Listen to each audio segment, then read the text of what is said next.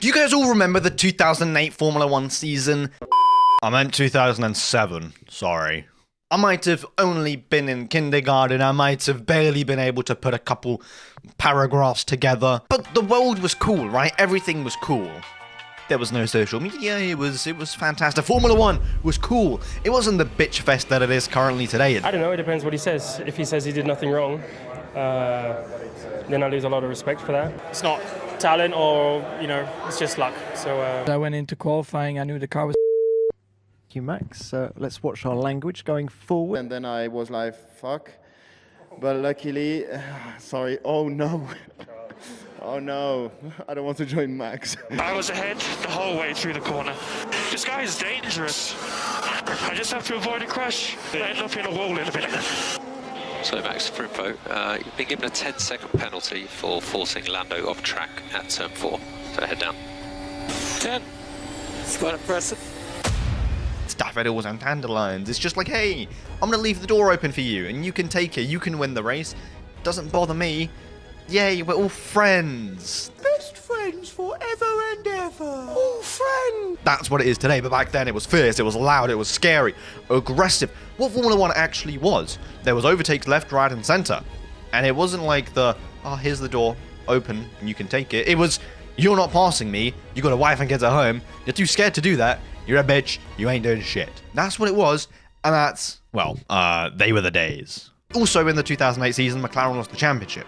Fernando Alonso, Lewis Hamilton kind of tripped over each other, and they lost. Same way this year, McLaren are losing, but this time we just got one incompetent driver who can't win races in the fastest car. The man chasing down the World Championship lead is faster still. In the Brazilian rain, the Dutchman has delivered a defining drive. He climbs the hill back to Grand Prix victory. Max Verstappen wins the Sao Paulo Grand Prix. Yet putting all of that behind us, 2008 was also kind of riddled with challenges and difficulties with the McLaren team and Ferrari team because of a certain incident. Somebody in McLaren was found to have information about the Ferrari and they got fined 100 million and they lost the constructors and blah blah blah, something along those lines. But imagine if that happens, right? And they get caught that one time. Imagine how many times teams have messed with the FIA, messed with other teams, messed with racetracks, this, that, and the other, and not been caught.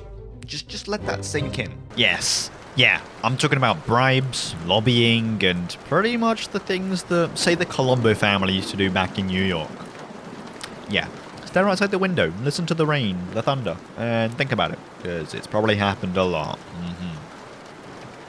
Good morning, beautiful people on the internet. Now, usually, I'd say if you want to see a championship battle between Lando and Verstappen, then like and subscribe. Well, number one, clearly you guys haven't been liking and subscribing. And number two, I think we got to change that. I think we got to start saying if you want to see a championship battle next year. Because it really is Jova for Lando this year. So, if you want to see a championship battle next year, subscribe, like. I want to hit 10k before the end of the year. And only you can help me. Yay! Lost the will to live there.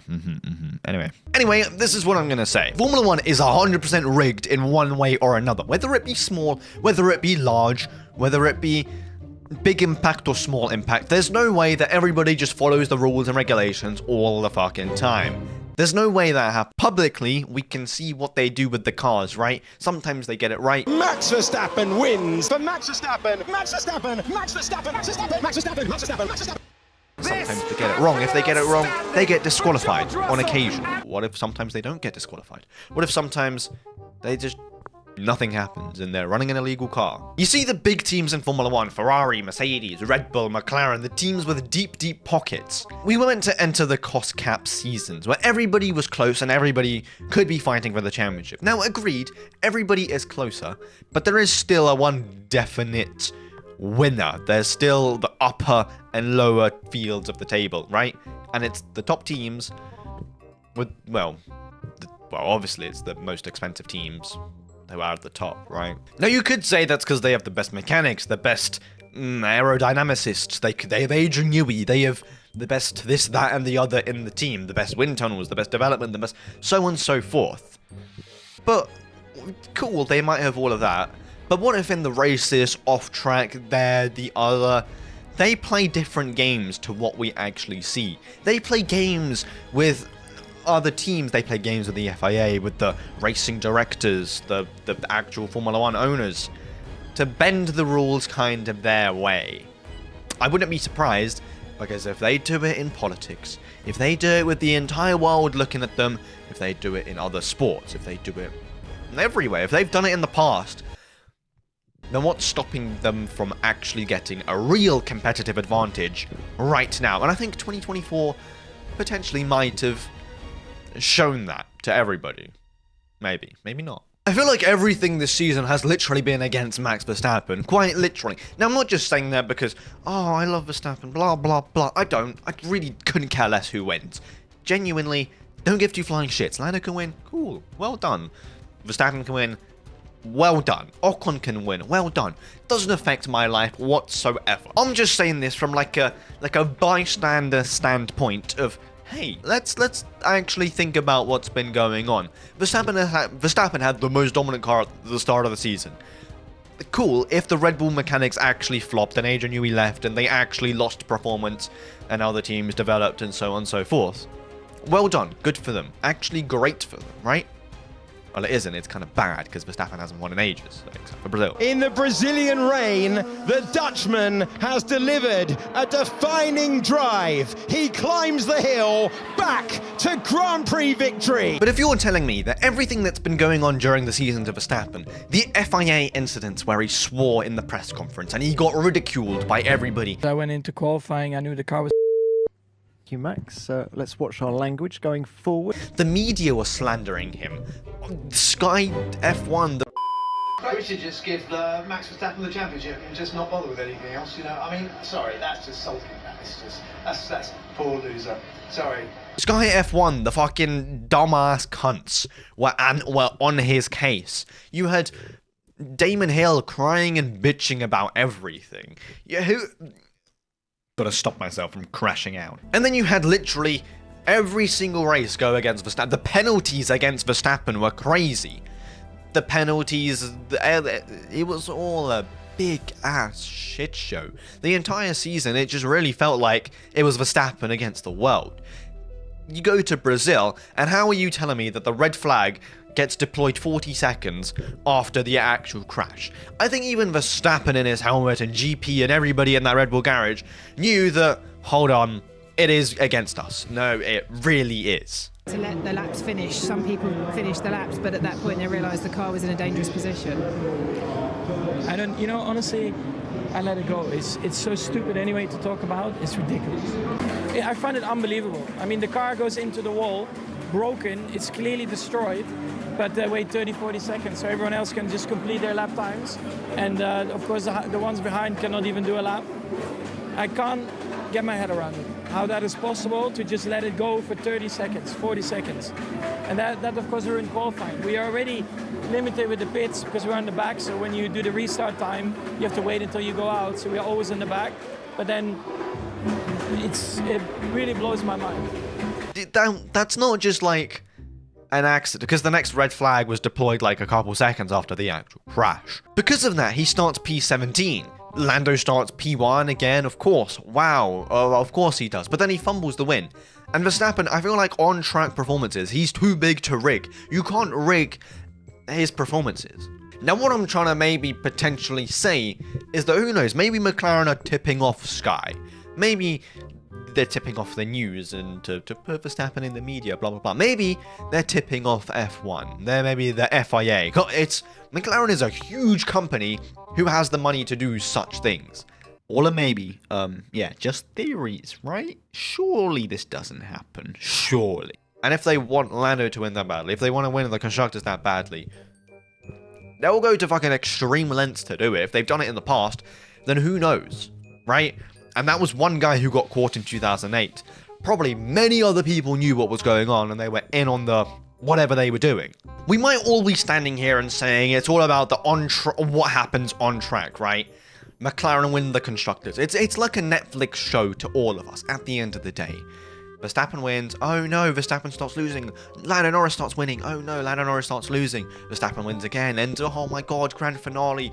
in Abu Dhabi. It's kind of like a Netflix show with a couple more filler episodes in between with like the commentary quality and blah blah blah.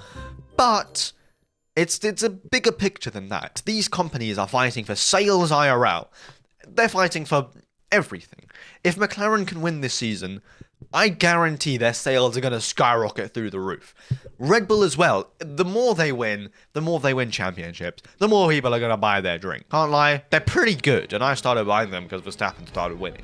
You see how it works. McLaren is only cool, in my opinion, because they've started winning races. Ferrari is only cool because they're good at Formula 1. You think of Ferrari and you think of a fast car which wins championships and races. Shut all the doubt. It's the greatest achievement in the history of Formula 1 racing. This is history. But they haven't been doing that. So imagine what would happen if they actually won a championship. Everyone's like, everyone who has money, hold up, let's celebrate Ferrari winning a championship by buying a Ferrari in 2020, whatever. It'll be cool, right? Piece of heritage in their garage. Who knows, maybe probably the same with a McLaren. And, of course, I wouldn't be surprised if McLaren are finally pulling out the big casheroonies and starting to do something about it. Because there's no way every sport is clean. People break regulations with the cars. That is obvious. They bend the rules left, right, and center. And that is something that we can publicly see. There are so many other things that they can bend and break and twist to manipulate into their own direction. Let's think about the 3 people who are the stewards for every race. Who selects them? They might get selected, but who pays someone to get someone certain selected to be on their side for the race? Honestly, who knows? Daniel Kvyat is one of the stewards sometimes. That's a Red Bull guy, right? That's a Red Bull guy. He might not like Red Bull anymore, but he still might be on the Red Bull payroll. Who knows? I really do feel like we only see the fun, bubbly side of the sport, and everything else that is actually real aggressive is behind closed doors and away from people. There is no way that everybody's fair. Each 10 team principals, I'm guaranteeing you, they're greedy, they are hungry to, everybody's hungry to win in that sport, and you can't be hungry to win and play by the book. We've seen Lando Norris, hungry, plays by the book, loses. Verstappen, hungry, on occasions like Mexico, doesn't play by the book and wins the championships. There's a real, you can see it on track. So why wouldn't they play the same games off track? Tell me. McLaren were hunting so hard to get Lando the championship. The amount of pole positions, the amount of development the car got. They developed so much. If you think, I don't know, I'm not going to get down that rabbit hole. But then Lando Norris just fumbles it on track. That's his fault. Whereas Verstappen, everything might be against him. Might be. I'm not saying it is. And then he just wins because he's too good to rig. It's been a long time coming, mate, but boy, was that worth the wait. You are the man. Oh, yes! What an unbelievable race, guys. You know what that is? Simply lovely. Anyway, with that said, hope you enjoyed the conspiracy theories. If you think it's true, let me know down in the comments. Watch it, subscribe and like, and 10k and 13 likes. Yes! Let's do it, let's go! Have a safe and last one today, don't die, and peace! That's all, folks.